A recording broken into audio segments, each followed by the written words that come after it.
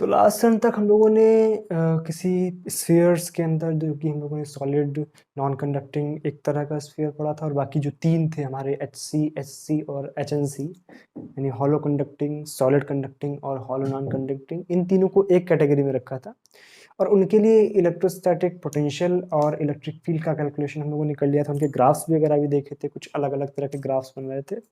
इस पे हम लोगों ने बात कंप्लीट कर ली थी, और आज हम लोगों को उसी में आगे बढ़ते हुए पोटेंशियल पे चर्चा करनी है, सॉरी पोटेंशियल एनर्जी पे चर्चा करनी है। पोटेंशियल तक तो चर्चा हो चुकी थी।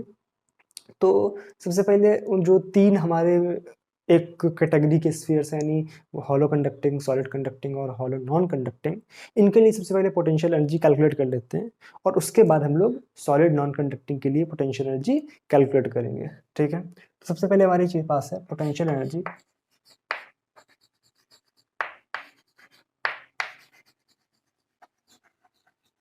Of HC, SSC and HNC। ठीक है, यानी बेसिकली पोटेंशियल एनर्जी से हम क्या समझते हैं कि जब भी किसी सिस्टम को फॉर्म किया जाता है, तो उस सिस्टम को फॉर्म करने में जितना वर्क डन करना पड़ता है, वो सारा का सारा वर्क डन उसमें पोटेंशियल एनर्जी के फॉर्म में स्टोर हो जाता है। यही पोटेंशियल एनर्जी में कैलकुलेट करने, कुछ तिरछा लिख गया शायद, चलो कोई दिक्कत नहीं। ठीक है, तो करने का तरीका क्या है हमारे पास, देखो हम चार्जेस को, बेसिकली हम लोगों ने पोटेंशियल किस तरह से डिफाइन किया था कि किसी चार्ज को इन्फिनिट से किसी पॉइंट तक लाने में जितना कार्य करना पड़ रहा है, जितना काम करना पड़ रहा है, जितना वर्क डन करना पड़ रहा है, वही उसके अंदर की स्टोर पोटेंशियल एनर्जी होती है। तो एक बात हम लोगों ने गौर करी थी जब पोटेंशियल एनर्जी की थोड़ी सी चर्चा करी थी हम लोगों ने इलेक्ट्रोस्टैटिक 1 में, कि एक चार्ज हम लोग जब ले आए हैं तो उसको लाने में अगर कोई भी फील्ड पहले से जनरेट नहीं है तो हमें कोई भी वर्क डन नहीं करना पड़ेगा, क्योंकि किसके अगेंस्ट वर्क डन करेंगे जब तक कि कोई एक्सटर्नल फील्ड प्रेजेंट नहीं होगा। ठीक है, तो मान लो एक चार्ज लाया तो कोई वर्क डन नहीं करना पड़ा, फिर दूसरे को लाए तो इसकी वजह से वर्क डन करना पड़ेगा, क्योंकि ये दूसरी तरफ फोर्स लगा रहा होगा, तभी तुम्हें धक्का दे के लाना पड़ेगा उसको, वरना वो जाहिर सी बात है किस तरह से आएगा।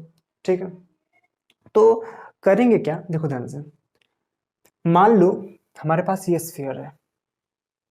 एक बात और आपको ये ध्यान रखनी है कि जो भी हम ये चीजें लाएंगे, जो भी हम चार्जेस लाएंगे, वो इसकी सरफेस पे जो एकत्रित होगा, सरफेस पे इकट्ठा होगा।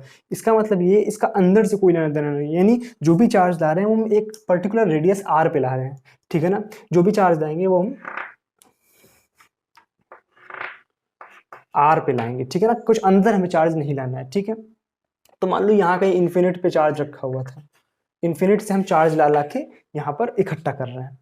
मतलब क्या है, हम जितना भी चार्ज इकट्ठा करेंगे वो सारा का सारा चार्ज कहाँ इकट्ठा करेंगे, इस पर्टिकुलर सरफेस पे। तो मान लो किसी पर्टिकुलर टाइम पे, एट अ पर्टिकुलर टाइम, इस पे Q चार्ज इकट्ठा हो गया, और टोटल चार्ज हमें जो इकट्ठा करना है दैट इज कैपिटल Q।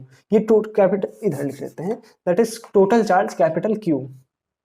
ये हमें टोटल करना है, और इतना अभी तक आ चुका है। क्या यहां तक बात क्लियर है? तो अब मान लो कि एक छोटा सा चार्ज dq हम उठा करके ला रहे हैं। देखो मान लो जब हमने पहला एक छोटा सा एलिमेंट यहां से यहां तक उठा के लेके लाए थे, तो हमें कोई भी वर्क डन नहीं करना पड़ा था। क्यों? क्योंकि पहले तो कोई चार्ज प्रेजेंट नहीं था, जिसकी वजह से फील्ड नहीं था, फील्ड नहीं था तो वर्क डन नहीं करना पड़ा, वर्क डन नहीं था तो हमारा पोटेंशियल एनर्जी नहीं थी। लेकिन जब हम थोड़ा सा चार्ज मान लो क्यू ले आए हैं, तो अब हमें जो दूसरा चार्ज लाएंगे तो उसकी वजह से हमें इस क्यू की वजह से इस पर वर्क डन करना पड़ेगा। यहां तक बात क्लियर है? तो अब अगर वो वर्क डन इस छोटे से चार्ज पे निकाल लेंगे, तो क्या हम उसको इंटीग्रेट करके टोटल वर्क डन निकाल लेंगे? क्या वही पोटेंशियल एनर्जी के बराबर होगा? ये हमारा मेन जो मोटो है वो है कि हमें क्या करना है इसमें। ठीक है, तो अभी हम एक बात जानते हैं कि वर्क डन किस तरह से कैलकुलेट करेंगे कि भाई W is equal to V into Q, मतलब potential energy, potential into charge, हम वर्क निकाल सकते हैं। तो अभी इस टाइम पे इस पोटेंशियल कितना है, तो V कितना है अभी इस पर्टिकुलर मोमेंट पे, के क्यू बाई आर। आर तो हमारा कांस्टेंट है, इस पे तो कोई फर्क पड़ेगा नहीं क्योंकि हमें सरफेस पे ही पोटेंशियल निकालना है। ठीक है, कोई दिक्कत नहीं। और जो चार्ज ला रहे हैं हम डी क्यू है। ठीक है, तो छोटा सा जो वर्क डन डी क्यू को लाने में किया जाएगा, डी डब्ल्यू, डी डब्ल्यू की वैल्यू कितनी होगी? क्या वी इंटू डी क्यू होगी? क्या हमें डब्ल्यू को निकालने के लिए इस पूरे पर इंटीग्रेट करना पड़ेगा? क्या ये जो इंटीग्रेट होके आएगा यही पोटेंशियल एनर्जी होगी? बिल्कुल होगी। बस अब बचा क्या, वी की वैल्यू रखो KQ बाई आर, ठीक है, इंटू DQ। क्यू की लिमिट कहाँ से कहाँ तक, 0 से कैपिटल क्यू। क्यों? कि हम पूरा टोटल चार्ज इतना यहाँ से यहाँ तक लाना चाह रहे हैं, इतना चार्ज इसको देना चाह रहे हैं टोटल। बस कर दो इंटीग्रेट, क्या जाएगा, k बाई आर हमारा कांस्टेंट है, क्यू का integration Q square by 2 limits from 0 to capital Q. बस u कितना आ गया यहाँ से, k Q square by 2r। This is the potential energy stored in this sphere. अब यहाँ पे ये सॉलिड कंडक्टिंग भी हो सकता है, हॉलो कंडक्टिंग भी हो सकता है, और हॉलो नॉन कंडक्टिंग भी हो सकता है। तीनों के केस में ये पोटेंशियल एनर्जी हमारी बन करके आती है, इतनी पोटेंशियल एनर्जी इसके अंदर स्टोर होती है। दूसरा सवाल, ये जो पोटेंशियल एनर्जी स्टोर हुई है ये कहाँ पे स्टोर हुई है, ये किस जगह पर स्टोर हुई, क्या ये इसके अंदर है, क्या इसके बाहर है? एनर्जी, भाई एनर्जी है तो एनर्जी कहाँ पर है? मेन क्वेश्चन ये उठता है कि एनर्जी है तो एनर्जी कहाँ पर है, इसके अंदर एनर्जी है या इसके बाहर एनर्जी है, किस तरह से एनर्जी डिस्ट्रीब्यूटेड है, ये एक मेन क्वेश्चन होता है। तो आपको एक बात ये समझनी होगी कि अंदर कोई भी चार्ज प्रेजेंट नहीं है, तो अंदर एनर्जी होने का कोई भी सवाल उत्पन्न नहीं होता है। अब एनर्जी होती किस फॉर्म में, एनर्जी हमेशा जो होती है वो इलेक्ट्रिक फील्ड के फॉर्म में होती है। तो इलेक्ट्रिक फील्ड का डायग्राम अगर इसमें बनाया जाए तो इलेक्ट्रिक फील्ड का डायग्राम किस तरह का बनता है, क्योंकि पूरा का पूरा चार्ज सरफेस पे है तो ये इस तरह की परपेंडिकुलर लाइंस में खींच देंगे क्योंकि पोटेंशियल सरफेस होता है।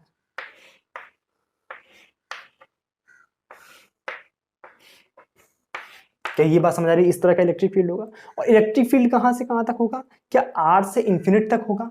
तो क्या हमारी जो एनर्जी होगी वो भी आर से लेकर के इंफिनिट तक, यानी सरफेस से लेकर के इंफिनिट तक होगी? तो ये जो एनर्जी है के क्यू स्क्वायर बाई 2r, आपको ये याद रखना है कि ये एनर्जी सरफेस से इंफिनिट तक डिस्ट्रीब्यूटेड है।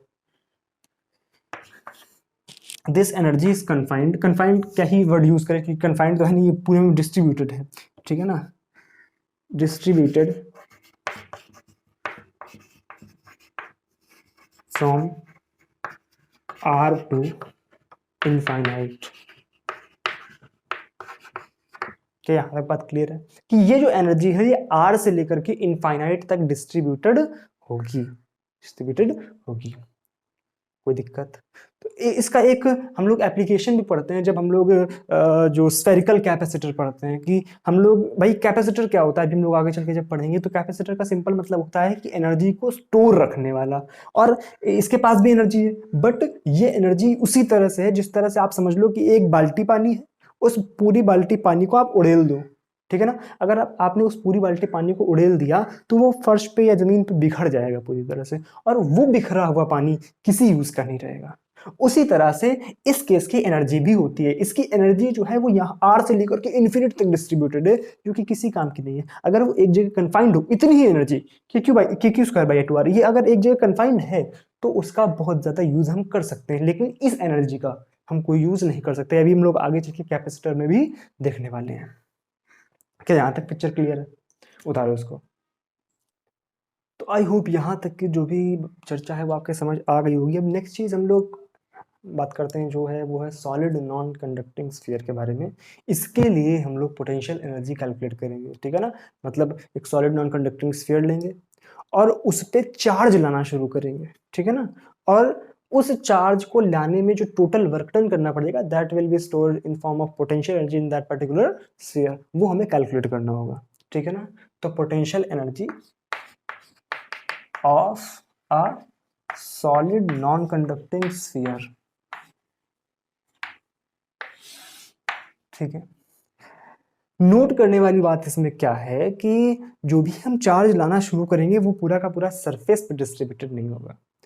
लास्ट केस में क्या हो रहा था कि जो पूरा का पूरा चार्ज ला रहे थे वो सारा का सारा सरफेस पे डिस्ट्रीब्यूटेड था, लेकिन इस केस में क्या होगा कि जो चार्ज होगा वो धीरे धीरे धीरे धीरे बाहर की तरफ बढ़ेगा। मतलब सबसे पहले जो चार्ज हम लाएंगे वो सेंटर पे डालेंगे, ठीक है ना, फिर उसके बाद धीरे धीरे धीरे धीरे धीरे धीरे पूरा डिस्ट्रीब्यूट होता रहेगा और धीरे धीरे फिर लास्ट में सरफेस तक पहुंचेगा। इस तरह से डिस्ट्रीब्यूट होगा, ये नहीं है कि सीधा को पूरा चार्ज सरफेस पे है, क्योंकि ये सॉलिड नॉन कंडक्टिंग स्फीयर है।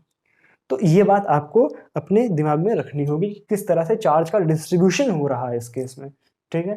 तो हमारे पास ये एक सॉलिड नॉन कंडक्टिंग स्फीयर अपन ने लिया, ठीक है, और ये आपका खोखला थोड़ी है, ये इसमें अंदर मटेरियल भरा हुआ है, मसाला है ना, मसाला इन द सेंस कि हमारा सॉलिड है।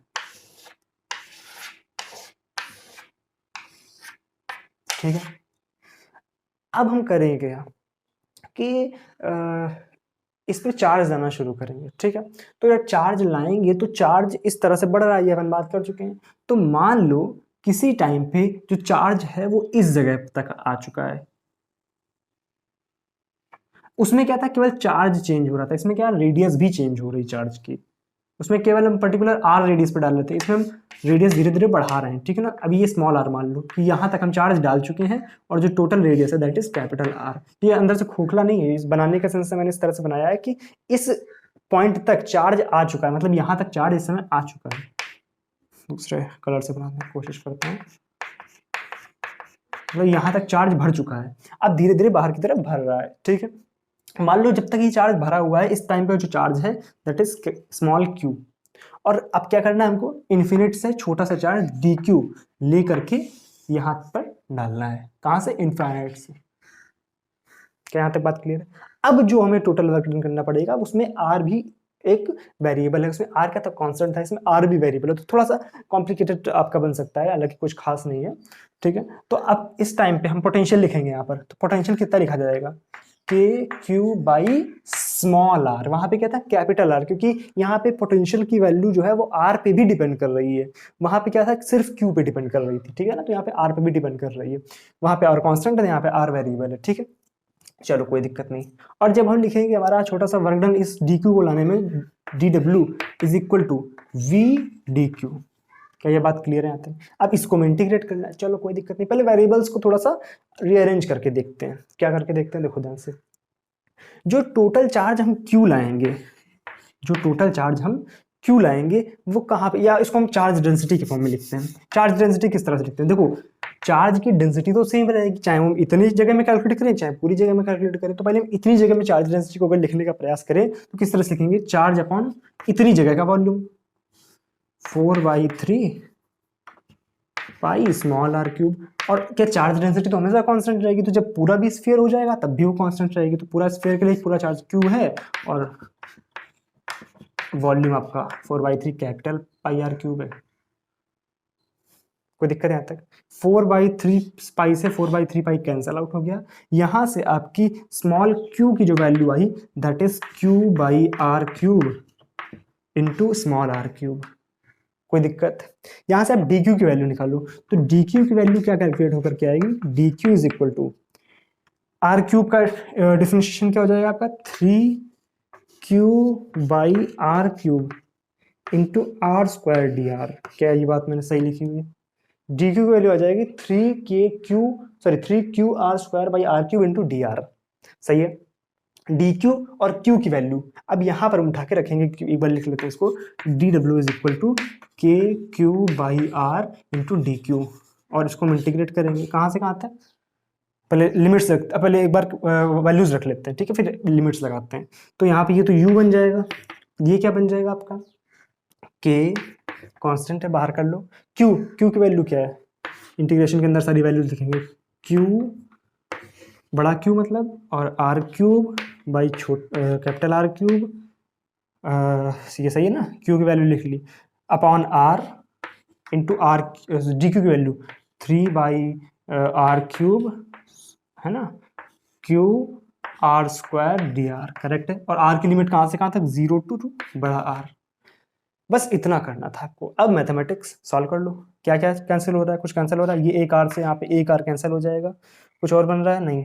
तो क्या हो जाएगा यहाँ पर, के क्यू बाई आर पावर 6, ठीक है ना।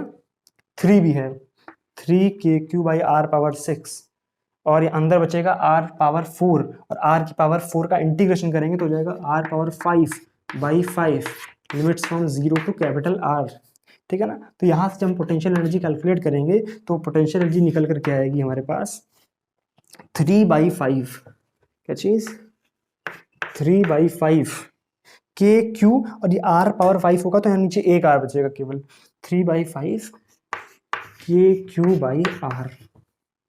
करेक्ट है। कुछ गड़बड़ हुआ क्या, एक यहाँ पे मैंने कुछ गड़बड़ किया, क्यू क्यू मिलकर क्यू स्क्वायर हो जाएगा, है ना। तो ये आपका स्क्वायर आएगा यहाँ पर, 3/5 के क्यू स्क्वायर बाई आर। ये पोटेंशियल एनर्जी निकल के क्या है एक सॉलिड नॉन कंडक्टिंग स्फीयर के केस में। ठीक, कोई दिक्कत नहीं, बात ये अपने को समझ आई। अब दूसरी बात, फिर से दूसरा वाला सवाल, क्या कि ये एनर्जी जो है वो कहाँ पर है, किस जगह पर डिस्ट्रीब्यूटेड है। तो हमें एक चीज़ समझनी होगी कि ये जो भी एनर्जी है, अब इसमें क्या था, उस केस में था कि चार्ज जो सरफेस पे था, इसका मतलब है एनर्जी आर से इन्फिनिटी तक थी। लेकिन इस केस में क्या है कि जो चार्ज है वो अंदर भी है, इसका मतलब एनर्जी अंदर भी होगी और बाहर भी होगी। तो एक काम करते हैं, हम एक बात तो जानते हैं कि जो बाहर की एनर्जी है वो कितनी आई थी उस केस में। देखो एक चीज है, इसमें दो एनर्जीज है, अंदर वाली बाहर वाली। बाहर वाली तो सेम रहेगी क्योंकि बाहर वाले को थोड़ी पता है अंदर कितना चार्ज है, उसको तो केवल सरफेस दिख रही है। इन द सेंस हम समझ सकते हैं। तो बाहर वाली एनर्जी क्या थी, के क्यू स्क्वायर बाई 2r, और टोटल कितनी आई है 3/5 के क्यू स्क्वायर बाई आर। तो इससे ये वाली घटाओ, 3/5 के क्यू स्क्वायर बाई आर, ये घटाया कितना आ गया यहाँ से, 3 to the 6 - 5/2, यानी के क्यू स्क्वायर बाई 10r। यानी ये जो एनर्जी है दो जगह पे डिस्ट्रीब्यूटेड है, के क्यू स्क्वायर बाई 10r ये अंदर है और के क्यू स्क्वायर बाई 2r ये बाहर है। यानी हमने क्या किया कि इस एनर्जी का 3/5 के क्यू स्क्वायर बाई आर को दो पार्ट्स में डिवाइड कर दिया। एक पार्ट हमारा के क्यू स्क्वायर बाई 10r और दूसरा के क्यू स्क्वायर बाई 2r। ये कहां से कहां तक, r से इंफिनिटी तक, ठीक है। और ये कहां से कहां तक, 0 से r तक।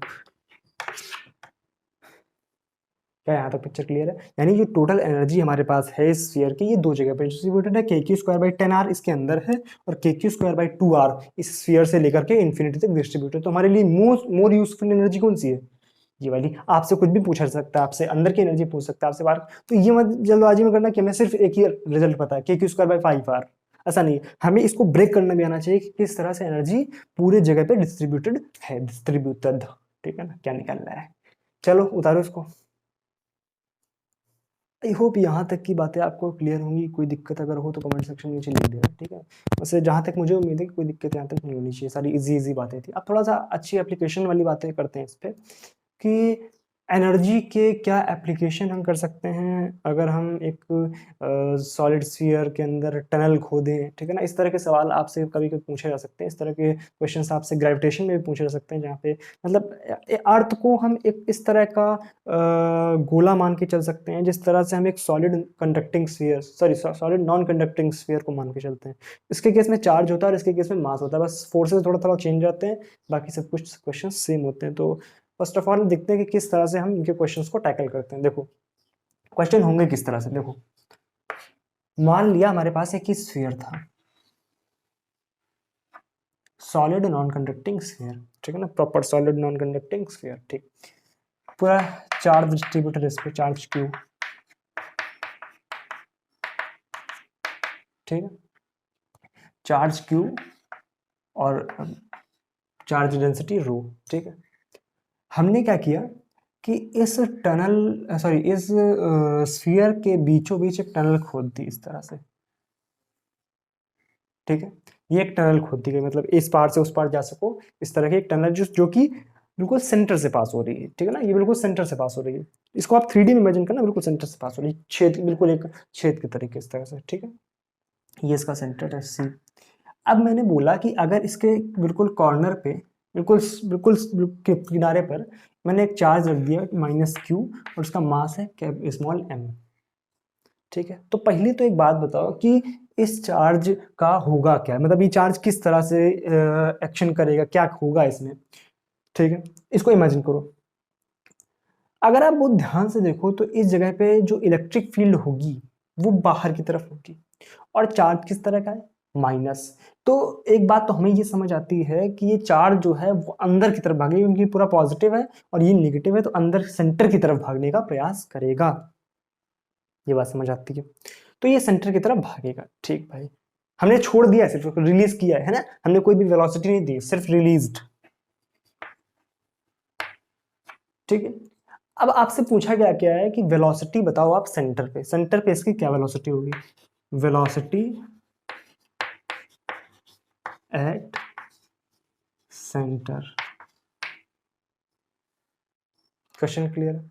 तो एक बार वीडियो को पॉज करो, क्वेश्चन ट्राई करो। कर लिया। अब देखो हमें क्या पता है कि ये जो चार्ज है वो चार्ज अंदर की तरफ भाग रहा है, यानी इस टाइम पे हमने जब रिलीज किया हुआ है इसको, उस टाइम पे इसके पास जो काइनेटिक एनर्जी है दैट विल बी जीरो, क्योंकि हमने कोई भी काइनेटिक एनर्जी नहीं दी। बट ये क्यों मूव कर रहा है? क्योंकि इसके पास यहाँ पर पोटेंशियल एनर्जी है। पोटेंशियल एनर्जी क्यों है? क्योंकि ये चार्ज है और इस स्फीयर की वजह से यहाँ पर पोटेंशियल है, ठीक है ना। यहाँ पे हमने इतनी पतली टनल खोदी है कि इसके डिस्ट्रीब्यूशन में, यानी इसके चार्ज में बहुत ज्यादा कमी नहीं आई, तो हम लगभग लगभग चार्ज को हम क्यू मान के ही चलेंगे, ठीक है, कोई दिक्कत नहीं। चलो, तो इस जगह से इस जगह तक अगर हम एनर्जी कंजर्वेशन कर दें तो हम इस जगह पे वेलोसिटी निकाल। इस तरह के हम लोगों ने सवाल कई मैकेनिक्स में किए होते हैं कि हम यहाँ से छोड़ दिया गया, बताओ ऊपर छोड़ दिया गया, बताओ नीचे वाले पॉइंट पे वेलोसिटी कितनी होगी। सेम वही केस है यहाँ पर। तो इस जगह पे हम बस potential energy sorry energy conservation कर देंगे। मान लो ये पॉइंट हमारा ए है, तो ए से सी तक अगर हमने पोटेंशियल एनर्जी कंजर्व कर दी, सॉरी एनर्जी कंजर्व कर दी, तो हमारा जो वेलोसिटी है वो सेंटर पे निकल आएगी, ठीक है। तो हम क्या लिखेंगे कि potential energy at A plus kinetic energy at A is equal to potential energy at C plus kinetic energy at C. कोई दिक्कत है यहां तक? ठीक है। अब देखो पोटेंशियल एनर्जी एट ए, इस पॉइंट पे जब हम पोटेंशियल एनर्जी लिखेंगे तो पोटेंशियल एनर्जी लिखने का सबसे अच्छा तरीका क्या है? आप चार्ज लिखें और उस जगह पे पोटेंशियल का पोटेंशियल का मल्टीप्लाई करा दें। तो चार्ज कितना है? Minus Q into V. Potential कितना है इस जगह पर? सॉलिड नॉन कंडक्टिंग स्फीयर के लिए आप पोटेंशियल हमेशा याद रखें, कितना होता है? के क्यू स्क्वायर बाई के Q by 2r cube into 3r square, है ना, 3r square minus r square. सही लिखा है? करेक्ट है। ये होता है पोटेंशियल का फॉर्मूला, ठीक है। तो अगर आप कहाँ पर लिख रहे हैं, देखो सबसे पहले ध्यान देना है कहाँ, ये जो पोटेंशियल में लिख रहे हैं ये सरफेस पे बिल्कुल लिख रहे हैं। तो सरफेस के लिए r इज इक्वल टू क्या रखना है? कैपिटल R, ठीक है। कैपिटल R अगर रख दिया तो ये बचेगा 3r स्क्वायर, इससे एक r स्क्वायर चला गया, 2r स्क्वायर, 2 से 2 कैंसिल हो जाएगा, KQ बाई R बचता है। तो हमें ऑब्वियस सी बात है, ये पता होता है KQ square sorry KQ by R होता है सेंटर पे पोटेंशियल। तो यानी minus Q into KQ by R plus kinetic energy zero is equal to centre पे पोटेंशियल एनर्जी जीरो, क्योंकि जीरो नहीं, यहाँ पे आर की वैल्यू हम जीरो रखेंगे तो क्या आ जाएगा? 3KQ/2R, ठीक है ना, जीरो नहीं होगा यहाँ पर। Minus Q into 3KQ/2R, 3KQ/2R और काइनेटिक एनर्जी हमको निकालनी है, तो हाफ mv²। कोई दिक्कत है यहाँ तक? चलो कैलकुलेट कर लो। Half mv² is equal to क्या आ जाएगा यहाँ से? Half mv² is equal to, ये उधर आ जाएगा तो ये प्लस का हो जाएगा, 3/2 से 1 चला जाएगा तो बचेगा 1/2 KQ/R। सही है, कुछ कैंसिल आउट हो रहा है, 1/2 से 1/2 कैंसिल आउट हो गया, तो यहाँ से v की वैल्यू आ गई KQ/MR पे √। ये एनर्जी काइनेटिक एनर्जी होगी या ये वेलोसिटी होगी उस चार्ज की जब वो सेंटर पे होगा। अब इसके आगे क्या होगा? क्या वो चार्ज यहाँ से आगे भागता चला जाएगा? क्यों? क्योंकि इसके पास वेलोसिटी है, वो रुकेगा नहीं, और उस वजह से ये आगे निकल जाएगा और ये फिर पीछे आने का प्रयास करेगा। तो उस पर और भी क्वेश्चन बन सकते हैं कि बताओ कहाँ तक जा सकता है, ये कहाँ पे जाके रुकेगा। तो इस तरह से भी सवाल कर सकते हैं, ठीक है ना। हालांकि जाहिर सी बात है वो सेंटर पे जाके ही रुकेगा, फिर इस तरह से वापस आएगा, तो बात अलग की है, ठीक है। तो आप पहले इसको उतारो। तो ज़्यादा इस क्लास को आगे नहीं बढ़ाते हैं और एक क्वेश्चन आपको घर के लिए दे रहा हूँ ताकि आप उसको करें और थोड़ा सा कॉन्फिडेंस आ जाए। मतलब इस टाइप का जो एक अच्छा क्वेश्चन बन सकता है वो मैं देने का प्रयास कर रहा हूँ, ठीक है ना। अगर वो हो गया आपसे तो ज़्यादा कुछ खास करने की जरूरत नहीं इन तरह के क्वेश्चन में, ठीक है ना। तो मान लो एक सॉलिड नॉन कंडक्टिंग स्फीयर है विद चार्ज कैपिटल Q, बड़ा चार्ज है ना, पूरे में डिस्ट्रीब्यूटेड है कैपिटल Q, ठीक है। इसकी रेडियस आप R मान लोगे और इससे छोटी दूरी स्मॉल d दूरी, सेंटर से स्मॉल d दूरी पर मैंने एक टनल खोद दी, ठीक है। और इसके बिल्कुल इस जगह पे मैंने एक चार्ज रख दिया -Q और मास m, ठीक है। अब करेंगे क्या? अगर मैं इस चार्ज को थोड़ा सा डिस्प्लेस करता हूं तो क्या होगा? क्या वो इधर की तरफ भागने का प्रयास करेगा? क्यों? कि फोर्स का एक कंपोनेंट इधर की तरफ भी होगा। आप खुद से कैलकुलेट करेंगे तो आपको समझ आएगा। तो मैंने क्या किया, इसको थोड़ा सा डिस्प्लेस करके एक छोटी स्मॉल डिस्प्लेसमेंट खींच करके छोड़ दिया, ठीक है। तो क्या होगा, ये यहाँ आएगा, फिर वापस इस तरह से ये ऑसिलेट करने लगेगा, ठीक है। तो आपको बताना है कि टाइम पीरियड इसका क्या होगा। बात क्लियर है? इसकी रेडियस आर है, ये आपका डी दूरी पर था, मैंने थोड़ा सा डिस्प्लेस किया, थोड़ा सा भी कर सकते हैं। अब आपको यहाँ पे देखना, जैसे कई सवालों में जैसे स्मॉल पेंडुलम की मैं बात करता हूँ, स्मॉल पेंडुलम में क्या यूज़ किया जाता है कि मैंने स्मॉल पेंडुलम को थोड़ा सा कुछ स्लाइटली डिस्प्लेस किया है। तो क्या इस केस में ये वर्ड यूज करना कि स्लाइटली डिस्प्लेस किया है ये जरूरी है, ये भी आपको सोचना है। और नहीं अगर जरूरी है तो क्यों नहीं जरूरी, ठीक है ना। तो मैंने स्लाइटली डिस्प्लेस किया या मैं वो यहाँ तक भी डिस्प्लेस कर सकता हूँ, ठीक है ना। कोई केस में परिवर्तन आएगा या नहीं आएगा ये भी आपको सोचना है, ठीक है ना। टाइम पीरियड इसका निकाल करके लाओगे, अगर हो जाए तो उसको आंसर कमेंट सेक्शन में भी लिख सकते हो, ठीक है। तो चलो मिलते हैं अगली क्लास में, तब तक के लिए thank you so much, bye bye.